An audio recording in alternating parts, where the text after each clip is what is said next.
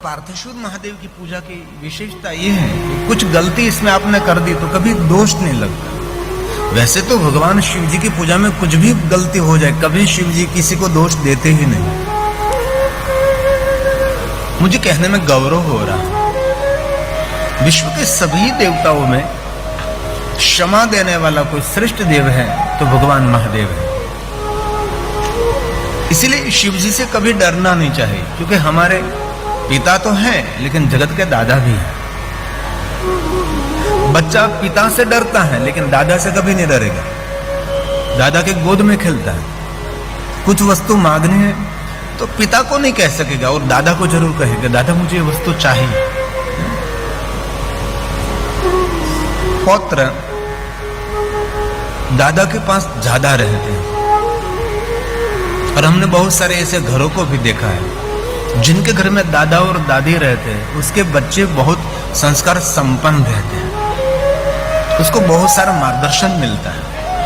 लेकिन जिनके घर में सिर्फ माता पिता रहते और बेटा बेटी कुछ नहीं रहता, उसके पास समय ही नहीं बच्चों को कुछ मार्गदर्शन करने के लिए। इसलिए महादेव की पूजा परंपरा में कुछ भी गलती हो जाए तो कभी घबराने की जरूरत नहीं है। तो थोड़ा संशोधन है पार्थेश्वर महादेव के बारे में। आइए हम गंभीरता से सुने और आदर के साथ सुने, जैसे हम भगवान शिव का पूजन कर रहे हैं। और कथा ये भगवान के वांगमय पूजा है। वांग मतलब वाणे, वाणे के पुष्प महादेव को अर्पण करते हैं। ये पुष्प तो ईश्वर ने बनाया, उसको अर्पण किया, लेकिन वो तो मुरझा जाएगा। लेकिन शब्दों के जो पुष्प हैं अमरत्व को प्राप्त रहता है। शब्द कभी नाश नहीं होता। जो हम बोलते हैं ना, सब कुछ ब्रह्मांड में निरंतर घूमता रहता है। इसलिए शुभ बोले, मंगल बोले। कई लोगों को बोलने का तरीका ही नहीं होता, अशुभ वाणी ही बोलते हैं। कभी नहीं बोलना चाहिए। अशुभ वाणी की क्या बात करें, अशुभ विचार भी नहीं करना चाहिए। तो सुनिए जरा भाव से। शिव महापड़ अंतर्गत जो कोई व्यक्ति हर रोज पार्थेश्वर लिंग की पूजा करते हैं वही महाभाग्यवान है। संसार के सभी भोग को भोग कर, संसार के सभी सुख का भोग कर अंत में भगवान शिव जी का पद उनको मिलता है। और शंकर जी के ऐसे देवता हैं, भोग, भक्ति और मुक्ति तीनों भगवान देते हैं। सिर्फ इतनी संक्षिप्त बात न करें कि शिव जी मोक्ष ही देते हैं। मोक्ष जीवित में मिलता है और मुक्ति मरने के बाद मिलती है। कहीं कहीं जीवात्मा ऐसे होते हैं पुण्यवान जो जीवित ही मुक्ति को प्राप्त कर लेते हैं। सजीवन मुक्त उच्चते।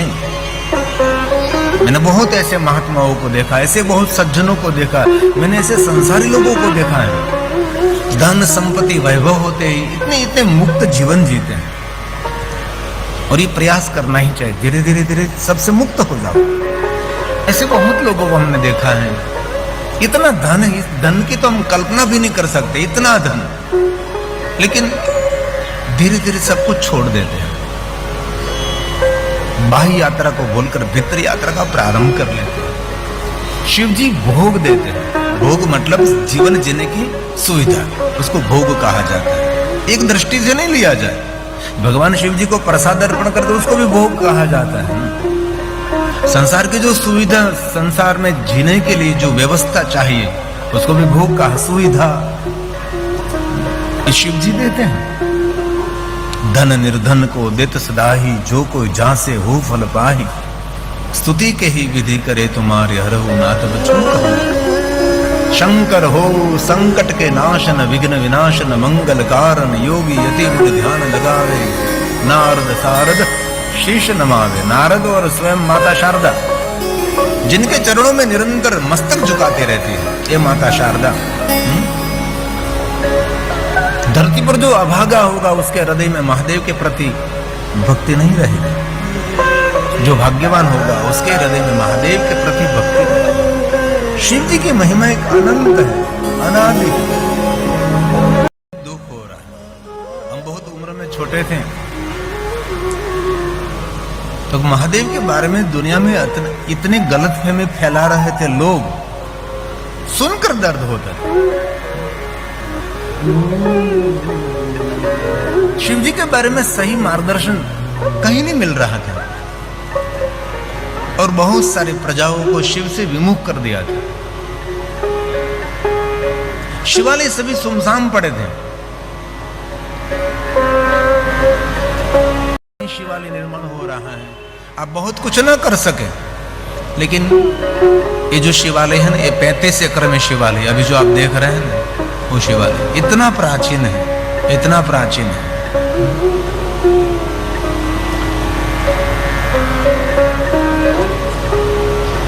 तो कहीं भी शिवालय निर्माण हो रहा है, वहां अपने नाम से एक पत्थर रखा है, तो भी उसके कुल में कभी निर्धनता नहीं आएगी, उसका वंश कभी निर्वंश नहीं रहेगा। इसलिए राजा महाराजाओं ने निरंतर शिवालयों का उद्धार किया, शिवालयों का जीर्णोद्धार किया। इसमें परमार वंश राजा एक हुए, उस लोगों ने तो जहां देखो वहां परमार वंश के द्वारा शिवालय निर्माण हुए। अभी जो देख रहे हैं ये सभी जीवंत शिवालय हैं, इसमें संपूर्ण ऊर्जावंत सभी शिवालय, ये सभी शिवालय हमने देखे हैं। क्योंकि हम तो जब कथा में छुट्टी मिलती है तो निकल पड़ते हैं, और हमारे कचकड़वा पाटीदार पूरे भारत में फैले हैं, इसलिए कहीं भी जाते हैं तो हमको मिल जाते हैं और संपर्क भी रहता है सबके साथ। तो हम कह देते हैं कि मेरे 5 दिन की छुट्टी है, तो मुझे इस प्रांत को मुझे देखना है, प्राचीन शिव जी का स्थान, तो हम पहुंच जाते हैं और जाना भी चाहिए। बहुत सारे तीर्थ हैं, बहुत सारे शिव जी के जीवंत स्थान हैं, वहां जाने मात्र से आपको एहसास होने लगेगा कि यहां कुछ है, कुछ तो यहां ऊर्जा है। तो ये श्लोक महर्षि भगवान वेद व्यास की रचना है। एक एक श्लोक महादेव की पूजा है, एक एक श्लोक शंकर भगवान का आराधन है। आप एक साधना कर रहे हैं, आप एक आराधन कर रहे हैं। आपको कोई पूछे कि आप 3 घंटे कथा सुनते, आपको क्या मिलेगा, उसको कहना क्या नहीं मिलेगा। चरितम देव देवस्य महादेवस्य अपारम परमोदारम चतुर्वर्गस साधनम। ये कथा धर्म अर्थ काम और मोक्ष देने वाली कथा है। चतुर्वर्ग 4 पुरुषार्थ देते हैं, मांगना नहीं पड़ता। शिव सब कुछ देने वाला है, अलौकिक कामना, लौकिक कामना, सांसारिक कामना, कुछ भी कामना शिव सब कुछ पूर्ण करते हैं। अरे वहां तक कह दिया अभारियो लभते भार्या सुशलाम च पतिव्रता। अभारियो मतलब कुंवारो, जिनका विवाह नहीं हुआ है। अभारियो लभते भार्या, उसको पत्नी मिलेगी। कैसी पत्नी मिलेगी? सुशीलाम पतिव्रताम, सुशील पत्नी मिलेगी। पतिव्रता नारी उनको मिलेगी जो महादेव का आराधन करते, शिव का अर्चन पूजन स्मरण करते, जो कथा का श्रवण करते, सभी कामना की पूर्ति शिव करते हैं। पुत्र हिनकर इच्छा कोई निश्चय शिव प्रसादित होई। पंडित त्रयोदशी को ला विद्यान पुरो को होम करावे। त्रयोदशी व्रत करे हमेशा, ताके तन नहीं रहे कलेश। जीवन में कलेश को दूर करने के लिए शिव का आराधन करना चाहिए। आज का कोई घर खाली नहीं जिन घर में कलेश नहीं है। ठीक है, खानदान लोग दिखाना नहीं चाहते, गुप्त रखते, लेकिन हर घर में कलेश है। हमारा चित्त भी कलेश से भरा हुआ है। लेकिन सभी कलेशों से दूर होने के लिए शिव का आराधन जीवन में बहुत आवश्यक है। लेकिन सामान्य मनुष्य कभी शिव आराधन नहीं कर सकता। जिनके पुण्य का उदय हुआ है वही मनुष्य महादेव का आराधन कर सकते हैं। इसलिए हम सभी हमारे भाग्य की सराहना करते हैं कि गंगा के तट पर बैठकर ऋषि मुनियों की प्रिय भूमि और तपस्थली है। हर कोई व्यक्ति के मुख में यहाँ शिव नाम रहता है, उसकी इष्ट का स्मरण रहता है। हमने भी कुछ पुण्य किया होगा तो हम सभी यहाँ माता गंगा के तट पर महादेव की कथा का श्रवण कर रहे हैं। ये वचन महर्षि व्यास जी का है कि जो कोई व्यक्ति हर रोज नित्य पार्थेश्वर महादेव का पूजन करते हो महाभाग्य होगा और संसार का भोग कर भगवान शंकर जी के पद को प्राप्त होगा। ऐसा भगवान व्यास जी ने कहा है। यस्तु पार्थिवलिङ्गानि यस्तु पार्थिवलिङ्गानि पूजेदमहं मदा स महाभाग्य भोगभूपः लभते शाङ्करं पदम् लभते शाङ्करं पदम्। भगवान महादेव का पद मिलेगा, भगवान शिव जी का सानिध्य मिलेगा। कितनी सुंदर बात कही है। इसलिए कभी अवसर मिले तो पार्थेश्वर महादेव का विशेष प्रकार से पूजन करें। और महर्षि भगवान व्यास ने कहा, कभी भी विशेष प्रकार से आप पार्थेश्वर महादेव का पूजन करना चाहते हैं तो विद्वान ब्राह्मण को आमंत्रित करके, और व्यास जी ने वो भी कहा वो ब्राह्मण महादेव का भक्त होना चाहिए। शिव भक्त ब्राह्मण जब शिव का पूजन कराते तब उसकी कुछ छटा अलग होती, उसका कुछ रंग ढंग अलग होता है। जो ब्राह्मण महादेव के भक्त नहीं है उसके पास जरूर विद्वत्ता मिलती है, लेकिन शिव के प्रति उसका भाव नहीं मिलता। हमने देखा, अनुभव भी किया है। और व्यास भगवान ने शिव महापुराण ग्रंथ में ये भी वेदना व्यक्त की है कि कलयुग आने पर जिनके ब्राह्मणों के इष्ट देव शिव हैं, वो शिव को छोड़कर अन्य स्थानों पर वो लोग जाने लगेंगे। ऐसा व्यास जी ने वेदना व्यक्त की शिव महापुराण अंतर्गत। श्लोक के साथ मेरे पास प्रमाण है। और एक समय था हमारे ब्राह्मणों के लिए हम नाम के पीछे शंकर लगाते थे, जटाशंकर, गौरशंकर, गंगा शंकर। नाम के पीछे लाल कुमार भाई नहीं लगता था, शंकर शब्द लगता था, देव शंकर। नाम के पीछे शंकर शब्द आता था, शंकर धीरे धीरे निकल गया। इसलिए भगवान महर्षि व्यास ने वेदना व्यक्त की है, कलयुग आने पर जिनके इष्ट देव महादेव हैं वो शिव को छोड़कर अन्य स्थान पर वो भटकने लगेगा, ऐसा भगवान व्यास जी ने कहा। इसलिए कोई महादेव का परम भक्त विद्वान ब्राह्मण हो, उनके पास पार्थेश्वर महादेव का विशेष प्रकार से पूजन कराए।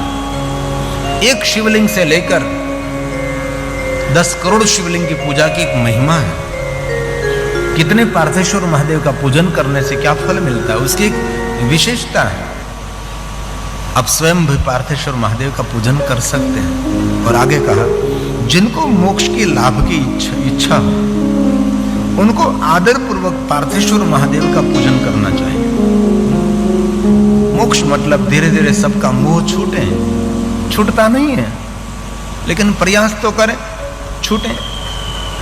जितना मोह छूटेगा इतनी वेदना कम रहती है, जितना मोह ज्यादा रहता है इतनी वेदना ज्यादा रहती है। आदर रखना, प्रेम रखना, उसके लिए शुभ भाव प्रकट करना एक अलग बात है, लेकिन मोह बड़ा दुख का कारण है। परिवार में, संपत्ति में, और हमारे महात्मा लोग कहते कि अपने शरीर में भी मोह न रखें। ऐसी बात हमारे पुराणों में कही, मोह का क्षय। इसलिए भगवान व्यास जी ने कहा छोड़ना जरूरी है। बल जबरी से कोई छोड़ा उससे तो अच्छा है कि हम प्रसन्नता पूर्वक धीरे धीरे धीरे छोड़ने का प्रयास। जिनको ऊपर उठना है उसको तो छोड़ना ही पड़ेगा। जिनको आकाश तक पहुंचना है, जितना वजन कम रहेगा उतनी सरलता रहती है। पर्वतारोहण है, पर्वत के ऊपर चढ़ते तो बहुत वजन लेकर वो लोग नहीं जाते ना, बहुत कम वजन ले जाते, क्योंकि उसको ऊपर जाना है, ऊपर चढ़ना है, कम वजन। आप रिक्शा में बैठते तो कभी रिक्शा वाला पूछे नहीं कि कितना वजन है। आप बस में बैठते, बस भी ये नहीं पूछते बस कितना वजन है। और ट्रेन वाला तो कभी नहीं पूछता।